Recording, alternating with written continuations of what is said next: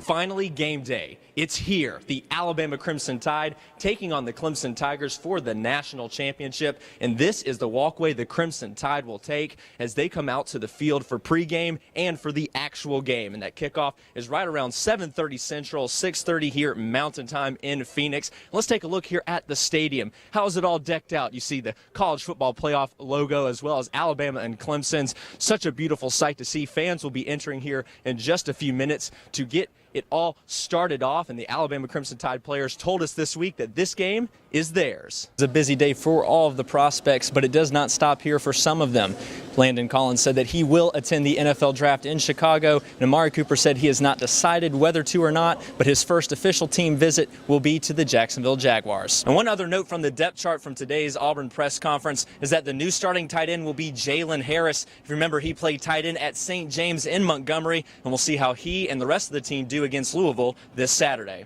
When Jeff comes out on the golf course with his buddies, they call him the Hulk because he swings like this. And if you want to know how far it is, check this out. It's St. James hosting Trinity, and I'm joined here with St. James coach, Coach Perry. Now, I want you to kind of tell me this game's got a little bit riding for the playoffs. What's the situation tonight? I'm going to challenge you right now. We're going to see what it looks like to run against a normal person. Are you down? Let's go. Little did I know that Chandler hadn't lost a race since 5th grade. Could this be the day? His strategy worked out just good enough there, Christina, coming in second place to the league leader. Adam Walker has 19 home runs to lead the league. Johnny only has 11. Despite having a sour loss at the end of the year to Ohio State, the Alabama fans, as you can see, are as passionate as ever. And now their attention turns to figuring out who's going to be their starting quarterback.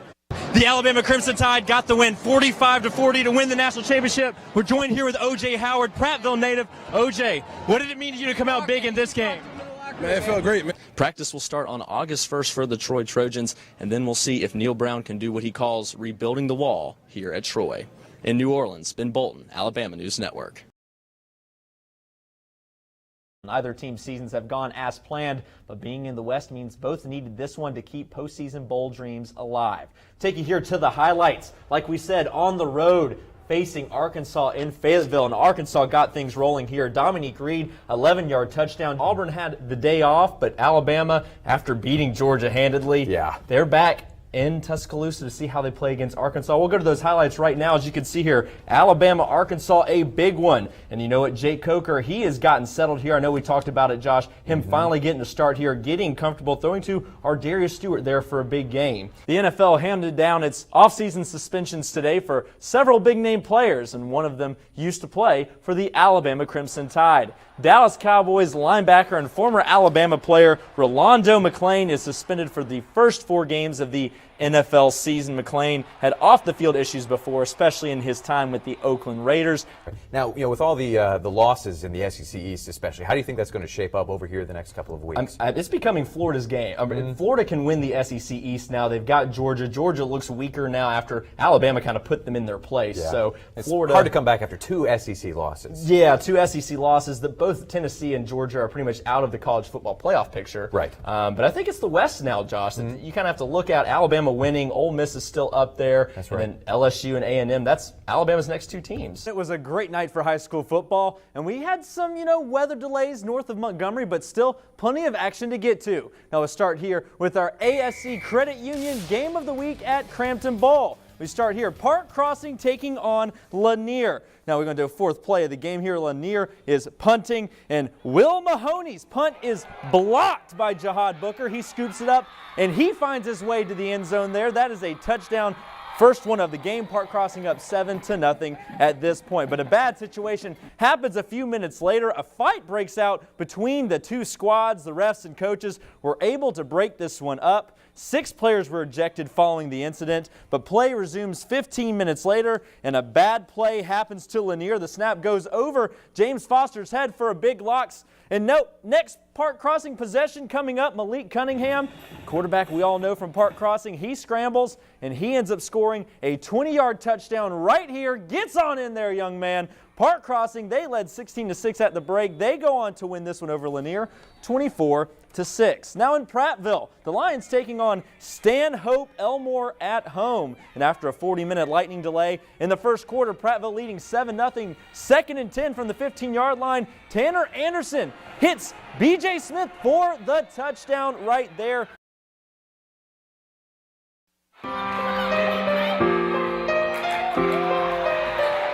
This kid's got major hops. I mean, he can block shots better than any high school kid I've ever seen.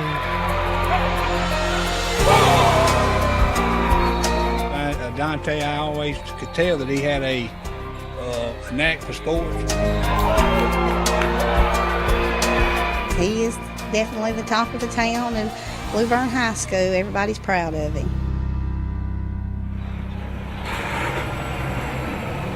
This is Luverne, Alabama, home to about 3,000 people, including one of the biggest basketball prospects in the country. When I go off, people ask me where I was from, and they honestly didn't know what Luverne was or the name of it.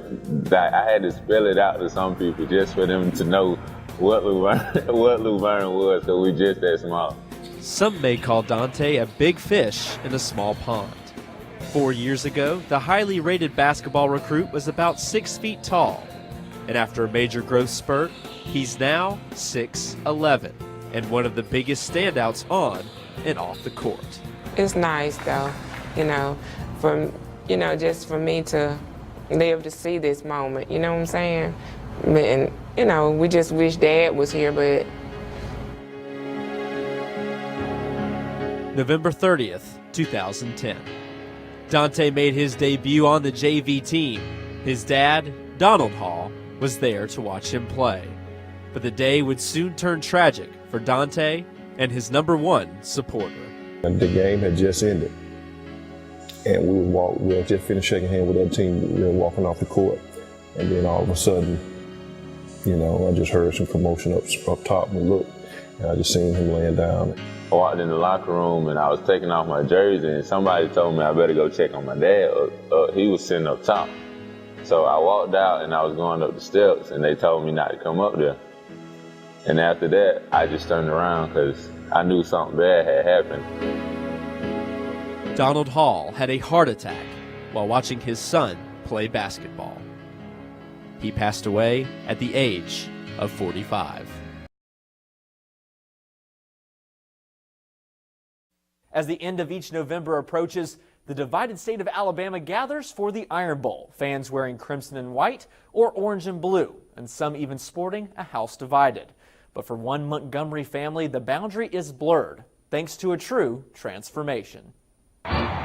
Roll Tide, War Eagle. A rivalry that divides a state, capable of bringing strangers together and tearing loved ones apart. And in the midst of the conflict, the clash, the strife, is the Phillips family. Matt and Camille bleed crimson and white, both with parents deeply entrenched in the Tide. My father has blood, sweat, and tears on the field in Alabama. Gary Phillips played for Bear Bryant in the late 50s. Learned the many lessons that Coach Bryant and his coaches taught us, and I'll be forever grateful. A crimson ancestry, passed down, even to 3 of the Phillips children. But then, sad and scrape to be an overtime. There was Daniel. He's the Auburn Mike Man, the pulse of the Tiger fan base, leading the stadium in cheering War Eagle as loud as they can. There's nothing like 87,000 people listening to you and responding to your cheers. But like every other Phillips in the family, Daniel was raised an Alabama fan. I mean, he wanted to be dressed in red and white. He wanted to go to every Alabama game. I was a rabid Alabama fan. Anybody that knew me in high school would say, oh my gosh, he's like one of the top Alabama fans I know. His grandfather even passing down the Bear Bryant blessed Letterman's jacket. I gave it with thoughts in mind of influencing them. But I don't think the influence was not there for him to go to Alabama. The Trinity Presbyterian high school grad had to choose a college, and with a pre-med major in mind, he decided to give Auburn a shot. And as soon as I stepped on campus, I fell in love. the atmosphere was much more beautiful than anything I had seen in Tuscaloosa. I remember the day that he came home and he said, Dad, I've been praying about it, and I think God wants me to go to Auburn. And I said, God wants you to go to Auburn? And he said, yeah, I really think so. And I said, are you sure God doesn't want you just to be a short-term missionary to Auburn, and then you can come back to the promised land in Tuscaloosa? And he said, no. He said, I prayed about it, and I think I'm supposed to go to Auburn.